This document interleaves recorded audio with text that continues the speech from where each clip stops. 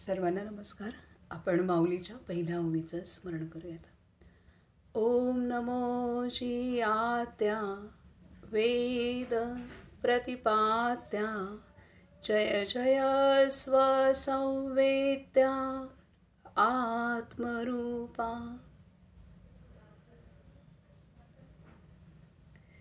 सर्वांना नमस्कार. आपल्याला बाबा मुक्तानंद खूप खोल घेऊन चाललेले आहेत बोटाला धरून.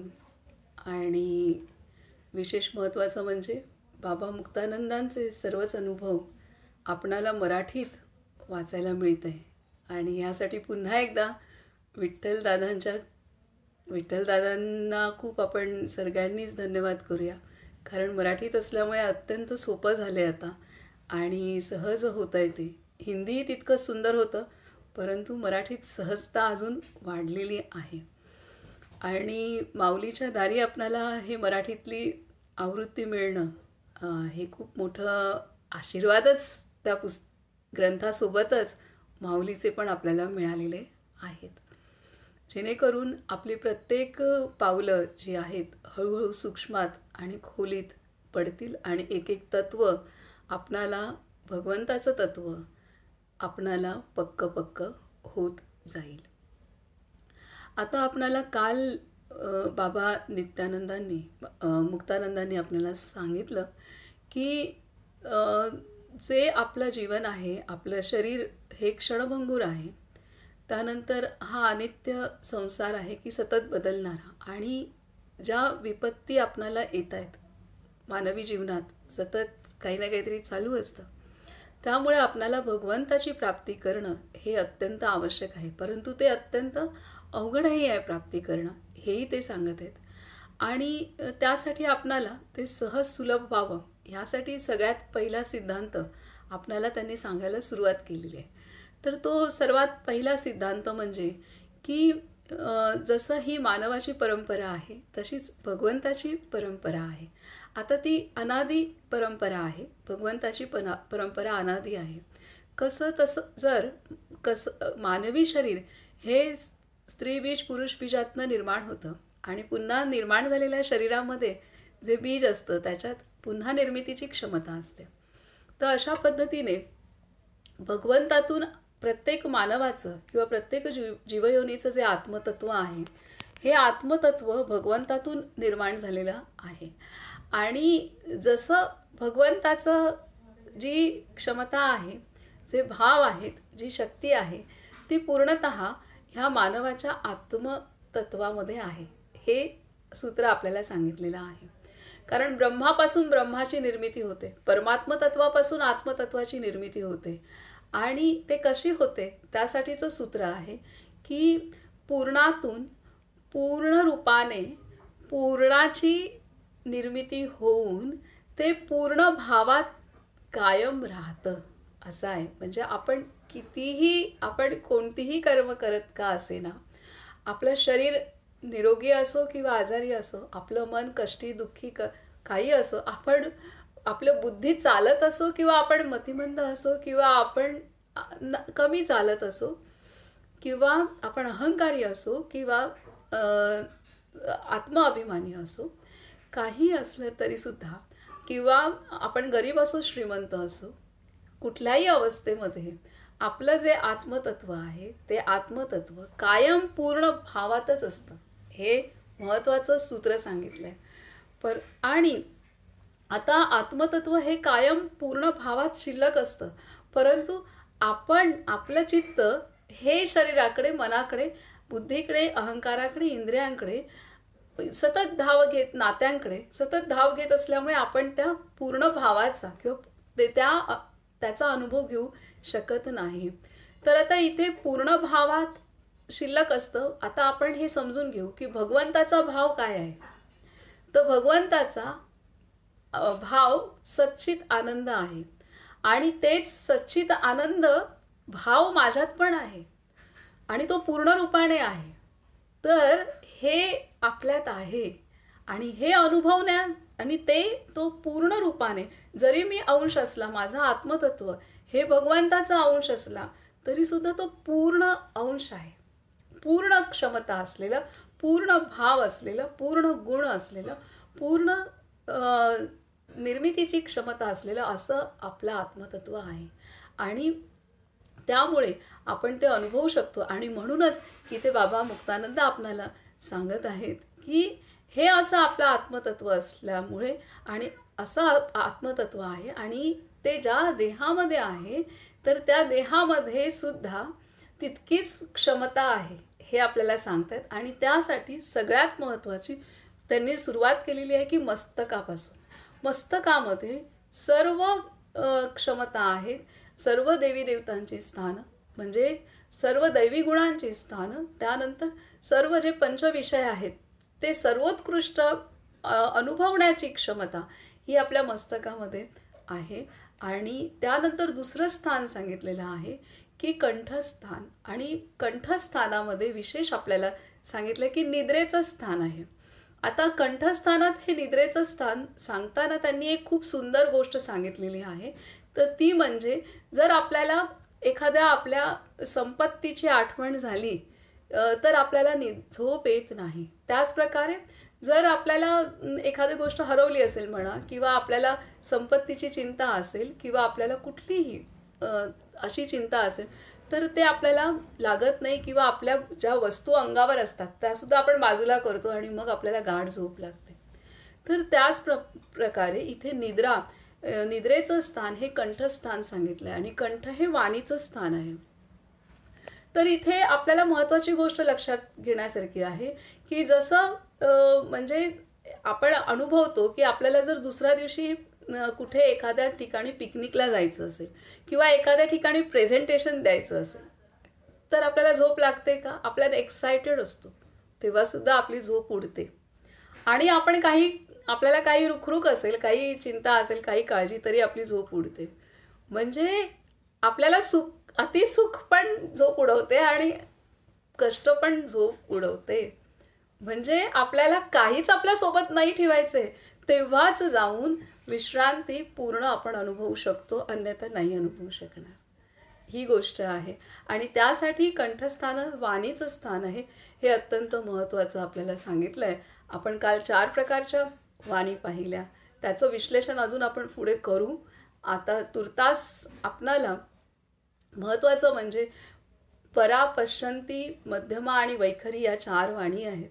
आणि ह्या वाणीमध्ये आपल्याला विशेष सांगितलं आहे, जर कंठस्थान आपलं जर संतुलनात असेल तर आपण अंतर्मुख होऊ शकतो आणि शरीराचं सत्य अनुभवू शकतो, म्हणजे जीवनाचं सत्य अनुभवू शकतो.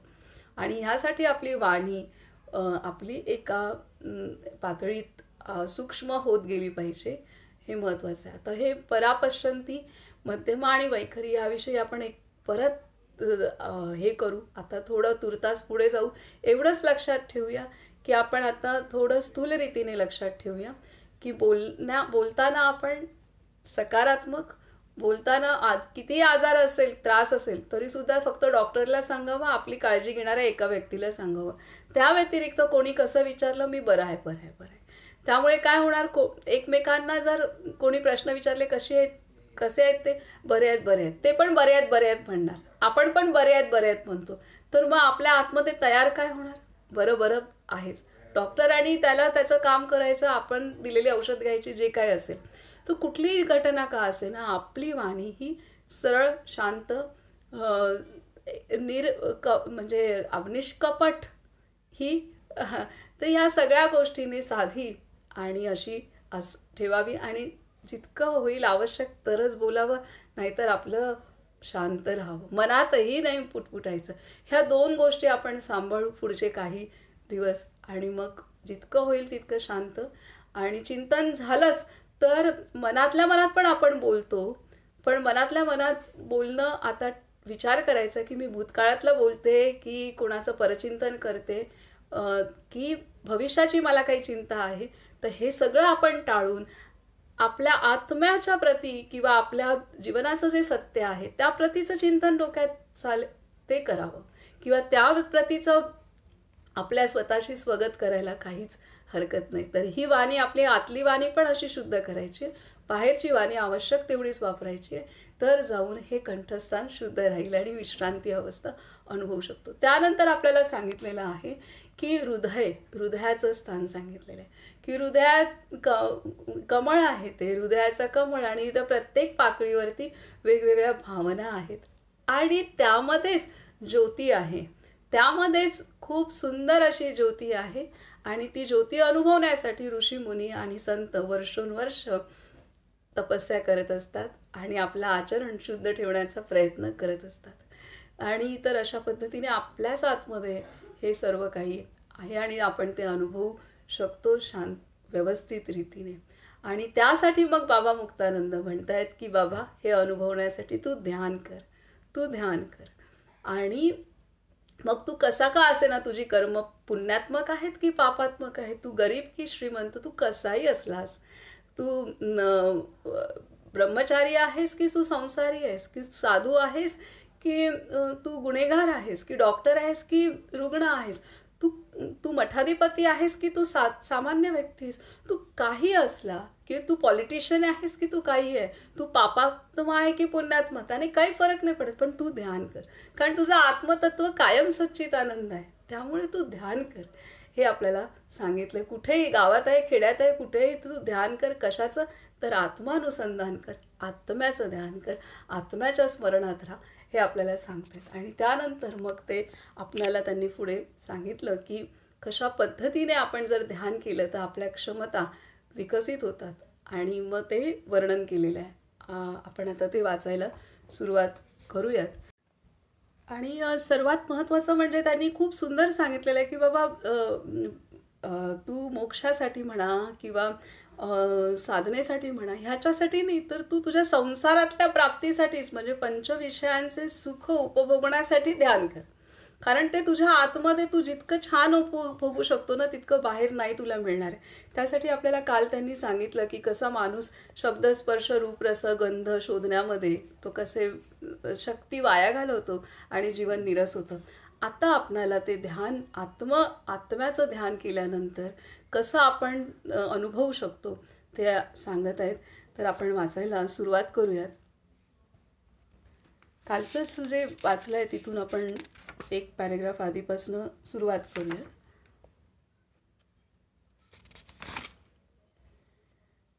इथे सांगतायत की ध्यान करता करता जेव्हा अंतर्यामी लपून बसलेल्या तुमच्या अंतर्शक्तीचे भांडार खुलेल, तेव्हा तात्काळ तुमचे आणखी उच्च ध्यान लागू लागेल. त्यानंतर तुमचे रूप प्रकट होईल. तुमच्या अंतरात कोणकोणत्या दिव्य ज्योती आहेत त्याचे ज्ञान होईल. या ज्योतींच्या अस्तित्वामुळे तुमचे मांसमय शरीर सुंदर बनते. त्यांच्या या आकर्षणामुळेच तुम्ही परस्परांवर प्रेम करू शकता. ध्यान करता करता जेव्हा झगमगणारी दिव्य ज्योत प्रगट होईल, तेव्हा रूपप्राप्तीची तुमची पहिली इच्छा सफल होईल. ज्याच्यासाठी तुम्ही तळमळत होता ते सुंदर रूप तुम्हाला प्राप्त होईल. जिच्या तेजापुढे मनमथही फिका पडतो, अशी सुंदर ज्योती परस्परांत चमकत आहे असे पतिपत्नींना दिसू लागेल. हे रूप खुलताच संसारात अतिशय प्रिय वाटणारी एक वस्तू प्राप्त झाल्याचा आनंद तुम्हाला मिळेल आणि संसार तेजोमय दिसू लागेल. आता इथे जेव्हा ध्यानाला सुरुवात होते तेव्हा अनेकांना रूपाचा अनुभव येतो.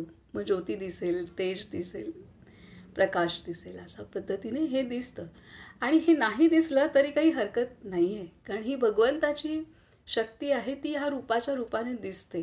परंतु हे नाही दिसलं, हे दिसलं तरी सुद्धा आपल्याला ही जाणीव झाली पाहिजे की ही भगवंताची शक्ती आहे, त्यातच हुरळून नाही जायचं आहे. आणि नाही दिसलं तरी निराश व्हायची आवश्यकता नाही, कारण आपल्याला जाणवतं की मी शरीर नाही, मी मन नाही, मी बुद्धी नाही, चित्त नाही, अहंकार नाही, आणि मी कोण आहे तर मी शुद्ध चैतन्य आहे, मी शुद्ध चेतना आहे, ह्याची जाणीव आपल्याला ध्यानातून होते. त्यामुळे आपल्याला खरं रूप समजतं, आपलं खरं स्वरूप काय हे स्वतःला समजतं. तसंच आपण ज्या ज्या नात्यांसोबत राहतोय, पती-पत्नी आहोत, आईवडील आहोत, भावंड असतील, मुलं असतील, तर तिथे सुद्धा कळतं, अरे मीही चैतन्य आहे आणि तेही चैतन्य आहेत. त्यामुळे ते प्रेम परस्परांमध्ये वाढतं. त्यामुळे खऱ्या रूपाचं आपलं अस्तित्व खरं काय आहे ह्याचं ज्ञान होतं. त्यामुळे देहावरचं लक्ष निघून जातं. तर हे आपल्यासाठी आहे, कारण आपल्याला लगेच रूपाचं किंवा असं होईल असं नाही. अनेकांना म्हणजे ते नाही तर ते होऊन सुद्धा आत्मप्रचिती होणं हे महत्त्वाचं आहे. तर हे आपल्याला ध्यानातून होतं. पुढे सांगतायत, रूप खुलताच त्याचा मित्र जो शब्द त्याचाही उदय होईल. शब्दाचा उदय होताच तुम्हाला मधुर दिव्य संगीत ऐकूही लागेल. मस्तकामध्ये अनंत गुणांच्या भांडाराने भरलेल्या नादाचा उदय होईल. तो नाद ऐकू येताच सुखाने निद्रा येऊ लागेल. इथे पुन्हा आलंय निद्रा. अशा निद्रेचे सुख देवदेवताच भोगतात. त्या अंतरसंगीताचा ध्वनी काणी पडताच तुम्ही आनंदाने नाचू लागाल. तुमची पूर्वीची उदासीनता, निरुत्साह, मानसिक ताप आणि निरर्थक चिंता करीत बसण्याची बिमारी नष्ट होईल. या शब्दाच्या प्रभावाने तुम्हाला आपला संसारही आनंदभरीत दिसू लागेल. हे संसारी जनहो, हा अंतर्शब्द प्रकट झाला की रेडिओ, बातम्या, गप्पा टप्पा ही सारी फिकी वाटू लागतील. तुम्हाला रेडिओ, ट्रान्झिस्टर, टेलिव्हिजन वगैरेसाठी खर्च करण्याची जरुरीच भासणार नाही. आता इथे शब्द शब्द मग अनेकांना ध्वनी ऐकू येतात, नाद ऐकू येतात. आता आपल्याला येतीलच असंही नाही आहे, पण आपण ह्या आपल्यासाठी, आपल्या पातळीसाठी हे समजू शकतो की बाबा मला जे पण नाद येत आहेत ऐकायला, आपल्याला हे अनहत नाद आहेत की आतून येणारे नाद. मग ते वेगवेगळ्या प्रकारचे नाद अनेक साधकांना, आपल्या संतांना येतात. आपल्याला ते किती होतील येतील हे माहीत नाही, परंतु आपल्याला जे नाद कानावर पडत आहेत, माणसांचे पडतात, पक्ष्यांचे पडतात, हवेचे पडतात, लाटांचे पडतात, तिथे आपण अनुभवू शकतो की त्याची ऊर्जा आहे, त्याची शक्ती आहे. मग माणसांचे कानावर पडणारे नाद कधी वेगळे असू शकतात, स्तुतीचे, निंदेचे, कशाचेही असू शकतात. तिथे सुद्धा आपली समदृष्टी राहील तर ते सुद्धा मोठी गोष्ट आहे. तर हे जेव्हा होईल, जे पण कानावर पडते बाह्य अंतर्नाद येणं हे पुढची उच्च अवस्था आहे. परंतु स्थूल नाद जो बाहेरून येतोय किंवा आपल्या आतून आपण व्यक्त करू बाहेर, तर तो आपला शुद्ध होत जाणार आहे ध्यानामुळे. आणि म्हणून निद्रा छान लागणार आहे. कोण कसंही का बोले ना, स्तुती केली तरी निद्रा उडणार आहे, निंदा केली तरी निद्रा उडणार आहे. पण जेव्हा मला खरा नाद कळतो, शब्द कळतो, तेव्हा निंदा स्तुती काय पण असो, मला निद्रा माझी कशानेच उडणार नाही आहे, कारण सगळं समान आहे. तर हे आपण आपल्या पातळीसाठी समजू शकतो. ह्या बाबा मुक्तानंदांनी उच्च अवस्थेचं आपल्याला दिलंय की आपण इतकं गाठू शकतो. पुढे अजून म्हणतात, हे आहे की आपल्या जीवनामध्ये नाम पण आपल्याला मिळेल. हे ध्यानात हळूहळू प्रवेश करता आपण पात्र होऊ नाम अनुग्रहासाठी, असाही आपण त्याचा अर्थ आपल्यासाठी घेऊ शकतो. आता पुढे म्हणतायत बाबा, या शब्दाच्या प्रभावाने तुम्हाला एक दिव्य रस प्राप्त होईल. हा सुंदर रस शब्दातून निर्माण होत असतो आणि तो तुमच्या तालुस्थानातून पाझरू लागतो. हा रस मधुरातिमधुर असून त्याचा एक एक बिंदू कोट्यवधी रुपयांच्या मोलाचा आहे. तो संसारी लोकांना आवडेल यात काय शंका. हा रस चाखायला मिळाल्यावर तुमचे सर्व रोग नष्ट होतील आणि तुम्ही स्वतः रसपूर्ण बनाल. त्यानंतर शिळी, सुकी, कच्ची, पक्की कोणतीही चीज चवदार वाटू लागेल. ताप मिटून जाईल, वासना क्षीण होईल, मी माझे ही भावना नष्ट होईल. तुम्ही स्वतःच अमृत स्वरूप होऊन जाल. त्यानंतर पतिपत्नी, मुले बाळे यांच्याविषयीही तुमच्या मनात प्रेमरस निर्माण होईल. रसो वै सहा रसम ये वायम लब्ध्वानंदी भवती. अर्थात रस प्राप्त होताच, रसमय होताच तुम्हाला तुमच्या अंतरात आनंदाची अनुभूती येऊ लागेल. अर्थात रस प्राप्त होताच, रसमय होताच तुम्हाला तुमच्या अंतरात आनंदाची अनुभूती येऊ लागेल. देवरस, प्रेमरस, योगरस किंवा ज्याला तुम्ही संसारात शोधत असता तो रस हाच या रसाशिवाय तुमचे जीवन निरस शुष्क भुशासारखे आहे. हा सारा रसहीन संसार त्या रसाने भरून गेला की तुमचाही वैयक्तिक संसार सुखाचा होईल. आता इथं दिलंय की नाद, इथे दिलंय पहिल्यांदा की रूप समजते, म्हणजे आपल्याला आपल्या स्वतःच्या रूपाची ओळख होते. ध्यान केल्यानंतर मी कोण आहे हे ओळख होते. ते झाल्यानंतर, ती ओळख झाल्यानंतर जो ध्वनी कानावर पडेल किंवा आपल्या हातून पण बाहेर पडेल तो सुद्धा दिव्य होतो. त्यानंतर जर मला कळलं मी कोण आहे, माझ्या कानावरती रूप आणि शब्द ह्यातच आपण जास्त असतो, पाहणं आणि ऐकणं. जर माझ्या कानावर पडणारे शब्द, आता आपला अनाहत नाद किंवा अंतर्नाद येणं ही पुढची अवस्था आहे फार. जेव्हा हे पण मनात वैखरी आणि म्हणजे बोलणं आणि मध्यमा म्हणजे मनातलं बोलणं पण थांबेल, तेव्हा आपल्याला तो हळूहळू येईल. तोपर्यंत आपल्याला जे कानावर पडणारे शब्द आहेत तर ते सुद्धा आपल्याला त्याची पण आपल्याला संतुलनात ठेवत असेल कोणताही शब्द किंवा तिथे सुद्धा आपल्याला असं जाणवत असेल की हे भगवंत मला काय सांगतोय कुठल्याही घटनेच्या माध्यमातून किंवा कुठल्याही व्यक्तीच्या कुठल्याही शब्दाच्या माध्यमातून, त्याचा संदेश काय आहे हे जर मला त्या शब्दाचा मागोवा मी घेईल तर तो शब्द पण मला कुठलाही असो तो ज्ञानच देणार आहे. आणि दुसरे कुठलेही शब्द निसर्गातले ऐकायला येतात तिथे सुद्धा त्याचं स्मरण असणं.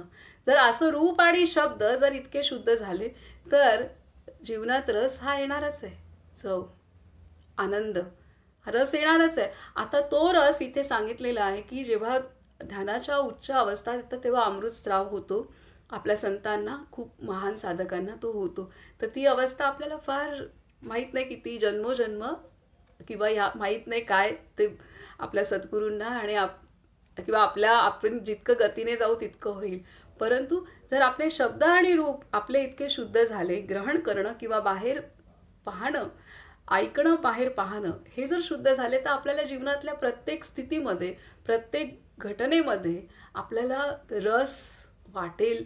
म्हणजे निरस होणार नाही. कितीही घटना कशीही असली तरी सुद्धा जीवन जगण्याचा रस किंवा सकारात्मकतेचा रस किंवा दयेचा रस, प्रेमाचा रस, ज्ञानाचा रस हा कायम टिकून राहील. ही गोष्ट आपल्या पातळीवरती आपण घ्यायला हरकत नाही. हे ध्यानाने आपल्याला साध्य होऊ शकतं. आता पुढे सांगतायत तर अशा प्रकारे ध्यानाच्या माध्यमातून आपण रूप, शब्द आणि रस हे प्राप्त करतोय. हे आपल्या पातळीवर झालं, त्यांनी उच्च सांगितलेलं आहे, पण सुरुवात तर अशीच होणार सर्वांची. आता पुढे सांगत आहेत की बंधूंनो, जिथे रूप, शब्द आणि रस हे तिघे असतात, जिथे रूप, शब्द आणि रस हे तिघे असतात तिथे चौथा भाऊ गंध हा असतोच.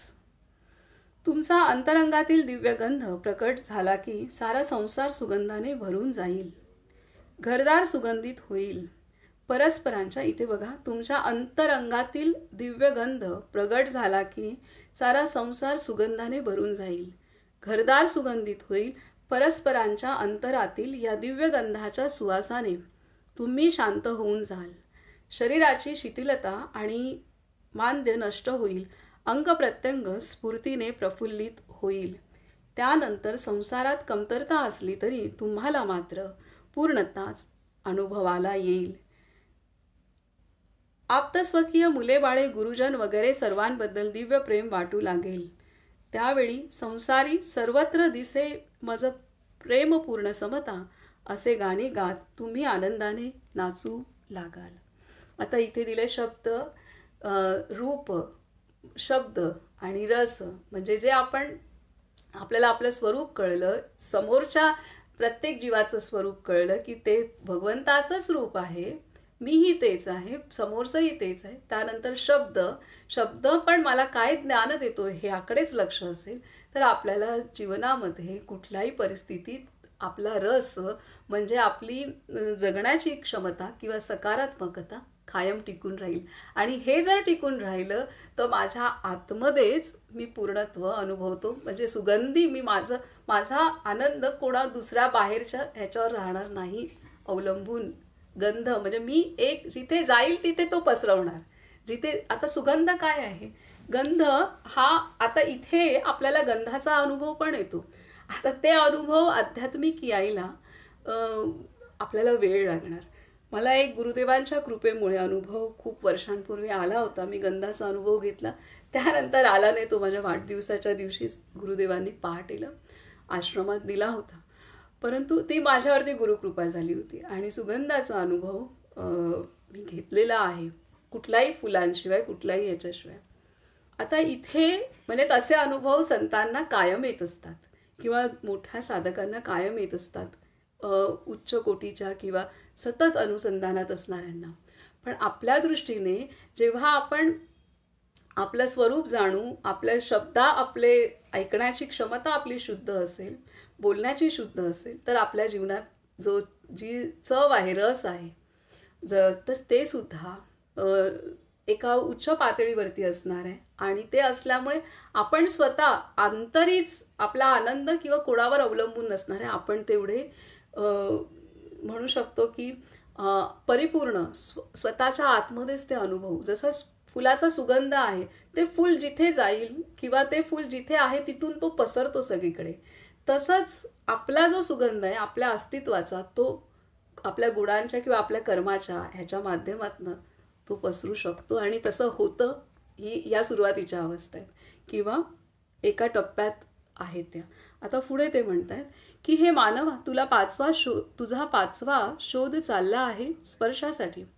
त्या सुखासाठी तू फार ताप भोगलास. स्पर्श सुखात सुख. आता हे जे वाचलंय ना, जेव्हा आपण ऐकू सतत, तेव्हा ह्यामध्ये मी हे जे वर्णन केलेलं आहे हे आता भगवंताने बोलून घेतलंय माझ्याद्वारे, परंतु तो जो अर्थ आहे आपण वारंवार ऐकू तेव्हा आपल्याला कनेक्ट होईल ते बरोबर सगळ्यांना. मी पण नंतर ऐकणारच आहे, तर ते लक्षात उलगडेल. तर आता पुढे ते म्हणतात की हे मानवा, तुझा पाचवा शोध चालला आहे स्पर्शासाठी.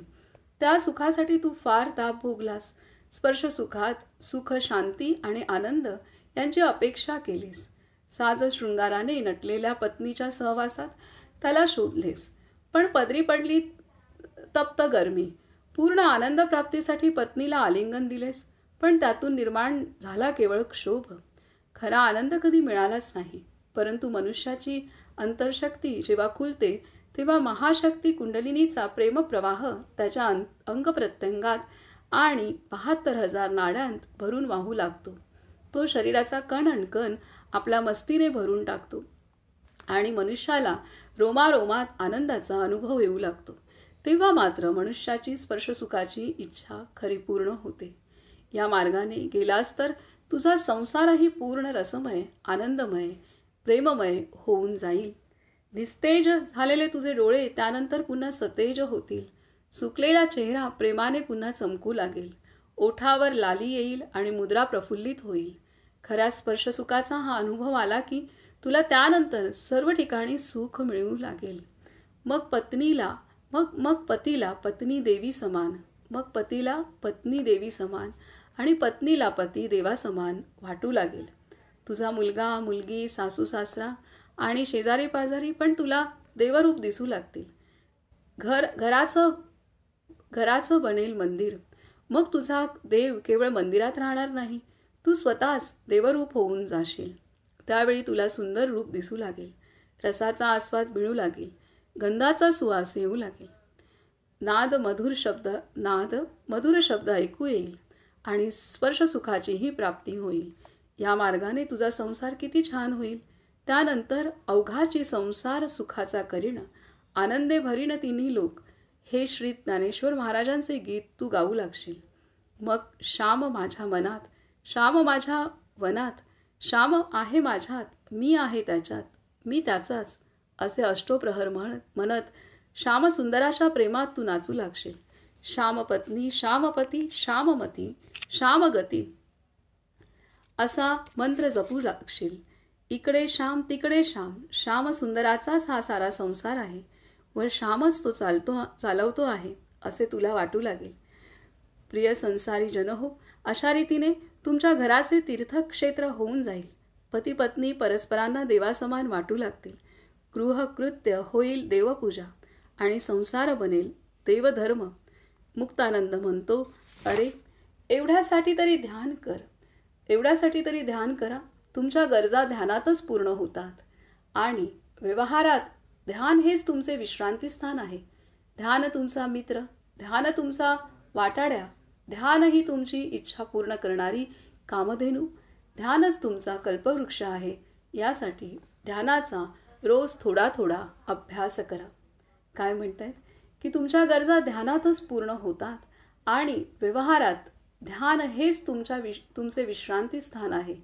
ध्यान तुमचा मित्र, ध्यान तुमचा वाटाड्या, ध्यान ही तुमची पूर्ण करणारी, ध्यान ही तुमची इच्छा पूर्ण करणारी कामधेनू, ध्यानच तुमचा कल्पवृक्ष आहे.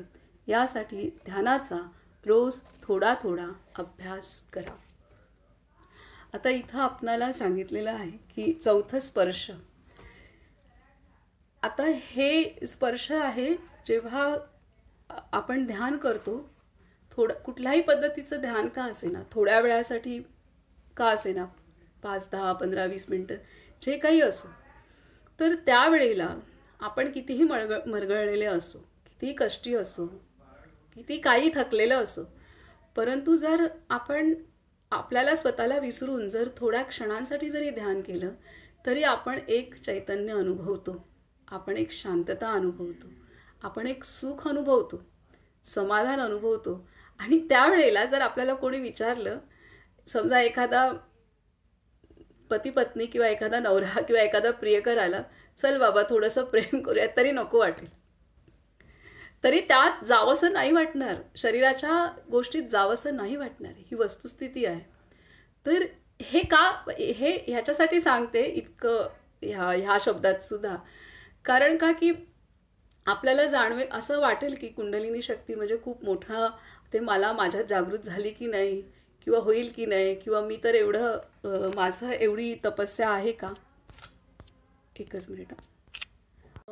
म्हणजे असं वाटू शकतं माझं तर साधन एवढंच आहे, तर मग मला ते शक्य आहे की नाही शक्य आहे. पण आपण ह्या लक्षणात जाणू शकतो की जेव्हा मी बसते, तेव्हा जो मला सुख वाटते, आंतरिक आनंद वाटतोय, समाधान वाटते, कशी का परिस्थिती असे ना तरी मला शांतता वाटते, तरी खूप काही कष्ट आहेत पण तरी सकारात्मकता वाटते, तरी एक सुख वाटते, समाधान वाटते, सगळं काही आहे बाहेर तरी सुद्धा वाटते. याचाच अर्थ आपल्या आतमध्ये तिचं जागरण झालं आहे आणि ती वाहते.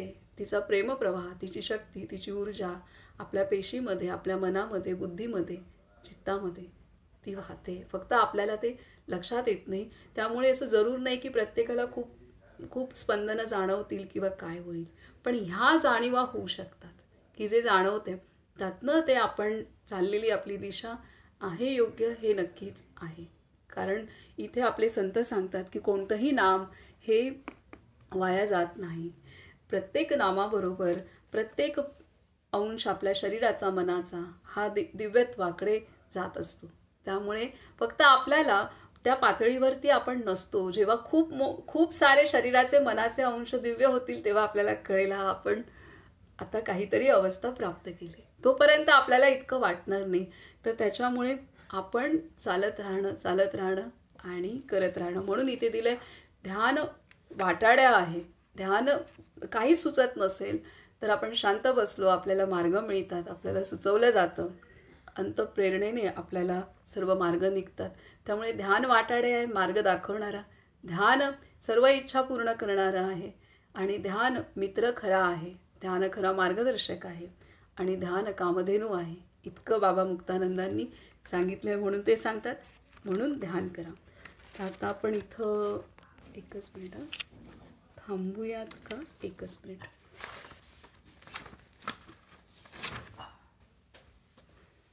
हे थोडंसं उच्च आहे, म्हणजे थोडंसं आपल्या पातळीवरती सांगण्याचा, म्हणजे भगवंत आपल्याला सांगत आहे थोड्या अशा आपल्याला. आपण एकदम प्राथमिक अवस्थेत आहोत सर्वजण, तर अनेक जण पुढच्या अवस्थेत पण असतील, पण जी आपली रोजच्या जीवनातली अवस्था आहे असंच गृहीत धरून आपल्याला काही गोष्टी भगवंताने सांगितलेल्या आहेत.